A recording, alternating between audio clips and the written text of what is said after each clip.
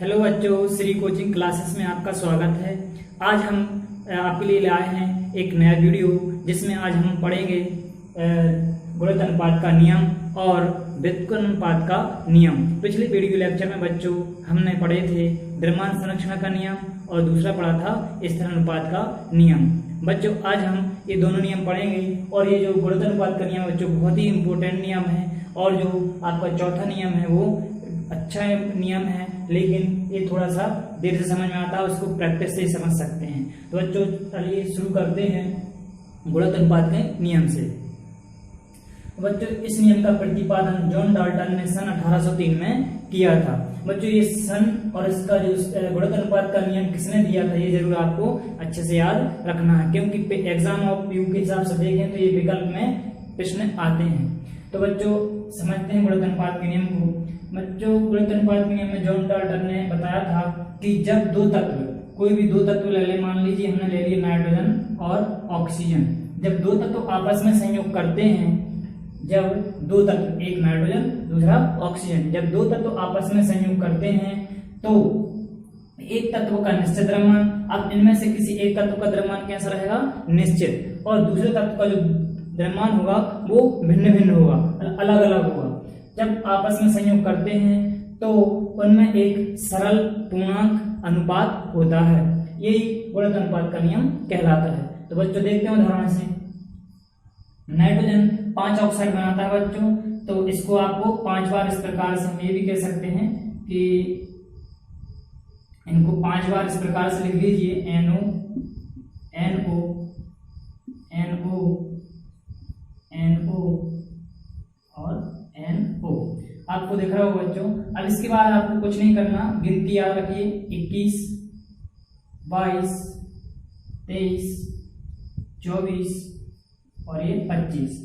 तो बच्चों इस प्रकार से नाइट्रोजन के 5 ऑक्साइडों के सूत्र ऑटोमेटिक बन जाते हैं। बच्चों एक जो है वो लिखा नहीं जाता, इसलिए इस एक को नहीं लिखना है। तो वैसे ही एक ऑक्सीजन का परमाणु दिख रहा है तो यहाँ पे एक लिखने की जरूरत नहीं है। अब इसका बच्चों हम यहाँ पे इनका नाइट्रोजन और ऑक्सीजन का अनुपात देखते हैं कि इसमें भार के अनुसार इनमें क्या अनुपात है। तो बच्चों एक नाइट्रोजन को जो भार होता है द्रव्यमान वो होता है 14, और यहाँ पर कितने नाइट्रोजन है बच्चों, 2 है, इसलिए यहाँ पर 14 दूनी कितना हो जाएगा 28 अनुपात। एक ऑक्सीजन का भार कितना होता है 16, तो यहाँ पर हमने 16 लिख दिया, तो 28 अनुपात 16। इसके बाद N2O2, यहाँ पर एक नाइट्रोजन का होता है 14 और 2 का कितना हो जाएगा 28, और अनुपात ऑक्सीजन कितने बच्चों 2, तो एक का था 16, 2 का कितना हो जाएगा 32। इसी प्रकार यहाँ पर फिर से 28 हो जाएगा, तो ये हो जाएगा 28 अनुपात 16 का, यहाँ पर हो जाएगा 48, और यहाँ पर फिर से 28 हो जाएगा नाइट्रोजन का, और यहाँ पर ऑक्सीजन का कितना हो जाएगा 64। इसके बाद आपका नाइट्रोजन का फिर से 28 हो जाएगा और ऑक्सीजन का कितना होगा बच्चों 80। ये समझ में आ रहा है बच्चों कैसे आ रहे हैं, क्योंकि एक ऑक्सीजन का भार होता है 16, तो 2 का हो जाएगा 32, 3 का 48, 4 का 64, 5 का 80। नाइट्रोजन ये 5 ऑक्साइड ही बनाता है। तो बच्चों इनमें कैसे सरल अनुपात होता है तो वो देखिए। और इससे पहले एक चीज और समझिए, कभी अपन ने जो नियम बोल रहे थे या इससे एग्जांपल समझ रहे थे कि यहाँ पे एक तत्व का हमें दिख रहा है कि यहाँ पे एक तत्व का जो द्रव्यमान है वो कैसा है, निश्चित है, और जो दूसरा तत्व ऑक्सीजन है उसका जो द्रव्यमान है वो कैसा है, भिन्न भिन्न। यहाँ पर 16 32 48 64 80 इस प्रकार से ये इसमें नियम यहाँ से बनता है। तो देखते हैं जब दो तत्व आपस में संयोग करते हैं तो एक तत्व का निश्चित द्रव्यमान यानी नाइट्रोजन का, दूसरे तत्व का भिन्न भिन्न द्रव्यमान है ऑक्सीजन के, तो आपस में संयोग करते हैं तो इनमें एक सरल पूर्णांक गुणित अनुपात होता है। इसे गुणित अनुपात का नियम कहते हैं बच्चों। ये इनका नियम है, इसको सरल अनुपात में बदल देते हैं बच्चों। तो यहाँ पे नाइट्रोजन के 5 ऑक्साइडों में जो इनका जो सरल अनुपात आएगा, यहाँ पे हम लिख देंगे सरल अनुपात। जो सरल अनुपात आएगा वो होगा 16 एकम 16। यहाँ पे इस वाले को, ये तो बस एक सेम है, इसको अकेले करना है तो 16 दूनी 32, 16 3 48, 16 चौके 64, 16 पंजे 80। तो देखिए आपको दिख रहा होगा बच्चों नाइट्रोजन ऑक्सीजन का जो अनुपात है वो ऑक्सीजन का अनुपात जो है वो है 1 2 3 4 और अनुपात 5 में जो है संयोग करते हैं।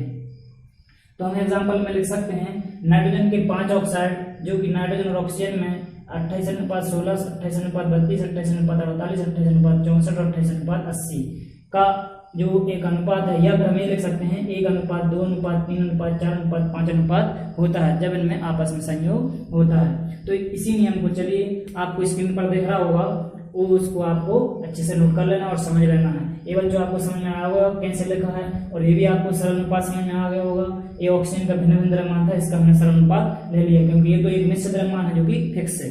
अब चलते हैं नेक्स्ट नियम की तरफ, हमारा जो कि व्युत्क्रमण अनुपात का नियम कहलाता है।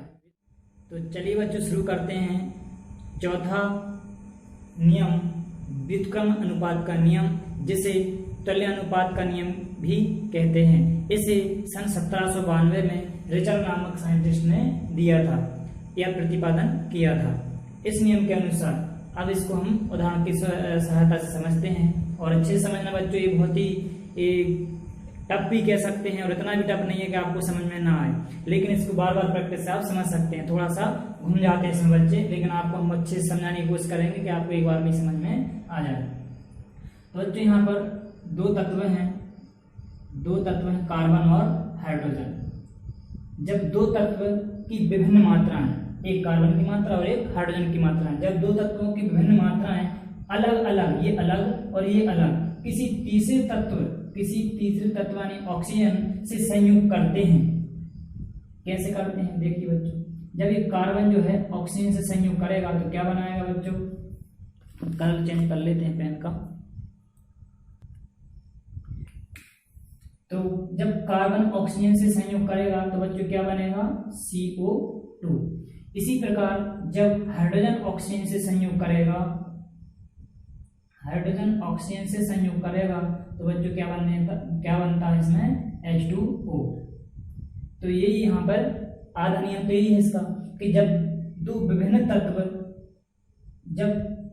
तत्व अलग अलग, ये अलग क्रिया कर रहा है, ये अलग क्रिया कर रहा है, जब दो विभिन्न तत्व अलग अलग किसी तीसरे तत्व की निश्चित मात्रा, इसकी मात्रा कैसी बच्चों, निश्चित है, इनकी मात्रा भिन्न भिन्न है।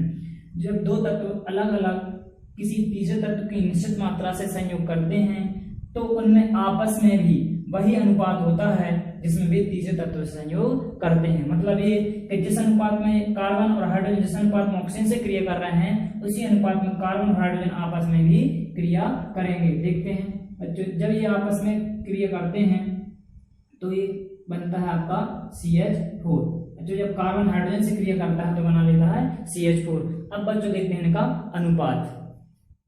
तो देखिए बच्चों, यहाँ पर कार्बन का जो भार है वो कितना होता है, 12 अनुपात। ऑक्सीजन का भार कितना है यहाँ पर, 16 दूनी 32। एक ऑक्सीजन का 16 होता है, दो का कितना हो जाएगा, 32। तो यहाँ पर हम लिख दे रहे हैं 32। बच्चों ये हम 2 से भाग लगाएंगे तो इसमें तो हो जाएगा 2 × 12, और इसमें 32 में लगाएंगे तो हो जाएगा 16। तो ये आपका नया अनुपात जो बना वो बन गया 6:16। तो बच्चों अब हमको इससे मतलब है, इस वाले अनुपात से। इसी प्रकार बच्चों यहाँ पर देखेंगे तो हाइड्रोजन का जो भार है यहाँ पर वो है 2, क्योंकि एक हाइड्रोजन का भार होता है 1, तो 2 हाइड्रोजन का भार कितना हो जाएगा, 2 अनुपात। बच्चों एक ऑक्सीजन है तो इसका भार कितना हो जाएगा, 16। तो इसके अनुपात को बच्चों पहले से ही सरल है तो इसको ज्यादा अपन को कुछ नहीं करना है, इसलिए इसी अनुपात को हमें याद रखना है। अब इसके बाद बच्चों आते हैं CH4 में। तो CH4 में जो कार्बन है इसका भार होता है बच्चों 12 अनुपात, एक हाइड्रोजन का भार 1 होता है तो 4 का हो जाएगा 4।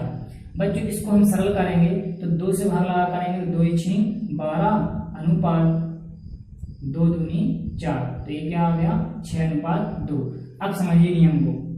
तो बच्चों इसमें ये बोल रहे थे कि जब दो तत्व अलग अलग, ये दो तत्व हो गए अपने पास कार्बन और हाइड्रोजन, ये दोनों अलग अलग, जब तीसरे तत्व ऑक्सीजन का भार कितना है यहाँ पर निश्चित है 16, जब तीसरे तत्व के निश्चित द्रव्यमान से संयोग करते हैं तो वह आपस में कार्बन और हाइड्रोजन जैसे ऑक्सीजन से संयोग कर रहे थे निश्चित द्रव्यमान से, उसी प्रकार वे आपस में भी संयोग करते हैं जिस अनुपात में वे तीसरे तत्व से संयोग करते हैं। तो देखिए कार्बन यहाँ पर कितने अनुपात में क्रिया की थी, कार्बन का अपना ये भार जो दिया है यहाँ पर 6, और हाइड्रोजन के यहाँ पर कितना भार था यहाँ पर 2।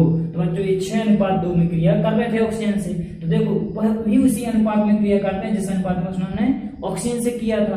तो यहाँ पर देखो बच्चों ये 6:2 कार्बन हाइड्रोजन का भी अनुपात आया। बस यही व्युत्क्रमानुपात का नियम कहलाता है। तो बच्चों आपको व्युत्क्रमानुपात का नियम जो है स्क्रीन पर दिख रहा होगा, तो आप उसको वहां से नोट डाउन कर लेना है, और जो भी दिक्कत आया फिर समझ में ना आया हो तो कमेंट बॉक्स में लिखें, जिससे हम आपको और अच्छे से बता सकें। चलिए चलते हैं लास्ट और अंतिम नियम, पांचवा नियम गैलुसाक का नियम, जिसे गैसीय आयतन संबंधी नियम के नाम से भी जाना जाता है। इसका प्रतिपादन गैलुसाक ने सन 1808 में किया था। बच्चों इस नियम में, यह जो नियम है गैसों से संबंधित नियम है, और यह नियम आयतन पर निर्भर करता है। जैसे कि मान लीजिए यहाँ पर एक आयतन हाइड्रोजन गैस, एक आयतन हाइड्रोजन गैस और एक आयतन क्लोरीन गैस, एक आयतन क्लोरीन गैस जब आपस में संयोग करते हैं, और कब संयोग करते हैं, जब समान ताप हो समान दाब हो, एक ही जैसी परिस्थितियां हों। जब समान ताप और दाब की समान परिस्थितियों में जब दो गैसें आपस में, ये भी क्या है बच्चों, ये भी गैस है हाइड्रोजन, और क्लोरीन क्या है बच्चों, ये भी गैस है, इसलिए इसी को गैसीय आयतन संबंधी नियम कहते हैं, क्योंकि इनसे जो आपस में क्रिया करते हैं वो गैसें ही होती हैं और कोई ठोस द्रव्य वगैरह नहीं होते। तो जब एक आयतन हाइड्रोजन गैस और एक आयतन जब क्लोरीन गैस को आपस में क्रिया करवाते हैं, तो यहाँ पर दो आयतन HCl, तो यहाँ पर दो आयतन आपका HCl गैस बनती है। ये भी बच्चों गैस है, दो आयतन HCl गैस बनती है, जो कि उनमें एक सरल अनुपात होता है। तो हमने यहाँ पर देखा कि हाइड्रोजन का अनुपात 1 है और क्लोरीन का भी अनुपात 1 है, और जो उत्पाद बना है HCl उसका अनुपात 2 है। तो बच्चों जब 1:1 अनुपात 2 ऐसे और भी कई अभिक्रिया उन्होंने की, और उन्होंने देखा कि सभी में एक सरल अनुपात आता है, सरल पूर्णांक अनुपात आता है, 1, 1, 2, 3, 4 ऐसे। तो इस प्रकार का अनुपात जो है बार बार आ रहा था, तो उन्होंने एक नियम बना दिया, और उन्हीं के नियम के आधार पर फिर उसे गैलुसाक का नियम बना दिया गया। तो बच्चों ये इसका एग्जाम्पल था। इसके नियम को आप स्क्रीन पर देख रहे होंगे, उसको एक बार पढ़ लीजिए कि समान ताप व दाब पर जब गैसें आपस में क्रिया करती हैं तो इनके आयतन में एक सरल अनुपात होता है, और यदि इनके संयोग से बना पदार्थ भी गैस हो तो उसमें भी एक सरल अनुपात होता है। इसे गैलुसाक का गैसीय आयतन संबंधी नियम भी कहते हैं। अब उदाहरण में ये इसको लिख सकते हैं बच्चों कि एक आयतन, या ऐसा भी लिख सकते हो हाइड्रोजन का एक आयतन क्लोरीन के एक आयतन से जब संयोग करता है तो HCl के 2 आयतन बनते हैं। अब बच्चों बहुत से बच्चे सोचते होंगे इनका यूज कहाँ पर है। तो बच्चों जब आप केमिकल फैक्ट्रियों में जाएंगे जहाँ पर इनका उत्पादन होता है, HCl जहाँ पर बनेगा, तो वहाँ पे आप इंजीनियर बन गए, और यदि आपसे पूछा कि बताइए HCl गैस बनाना है आपको, मान लीजिए आपसे पूछ लिया कि 200 ml या 200 लीटर मान लीजिए, यहाँ पर छोटा हो जाएगा ml, 200 लीटर आपको HCl गैस बनाना है। आपके पास 100 लीटर हाइड्रोजन है, तो आपको क्लोरीन की कितनी जरूरत पड़ेगी। और आप यहाँ ऐसा पूछ लिया कि आपको 200 लीटर HCl बनाना है तो कितने हाइड्रोजन और कितने क्लोरीन की जरूरत पड़ेगी। तो बच्चों आप बता सकते हैं कि एक आयतन हाइड्रोजन और एक आयतन क्लोरीन जो मिलकर दो आयतन बनाता है, तो आपको यहाँ पर 200 बनाना है। तो इसका मतलब क्या हुआ, 100 लीटर हाइड्रोजन ले लो और 100 लीटर आपका क्लोरीन ले लो, तो इस प्रकार से 200 आयतन आपकी HCl बन जाएगी, 200 लीटर। ऐसे आप इनमें से किसी एक को ही पूछ सकते हैं बच्चों कि यहाँ पर हाइड्रोजन का आयतन दे देंगे, HCl का भी दे देंगे, तो क्लोरीन कितना है, तो इस प्रकार से भी पूछ सकते हैं। तो बच्चों इस प्रकार के प्रश्न बनते हैं, और ये आपका गैलुसाक का नियम आपका लग जाता है। तो इस प्रकार से इन नियमों का उपयोग आ जाता है बच्चों, और तो उम्मीद है आपको ये समझ में आया होगा। तो चलिए आज का वीडियो लेक्चर यहीं पर ख़त्म करते हैं। धन्यवाद, थैंक यू।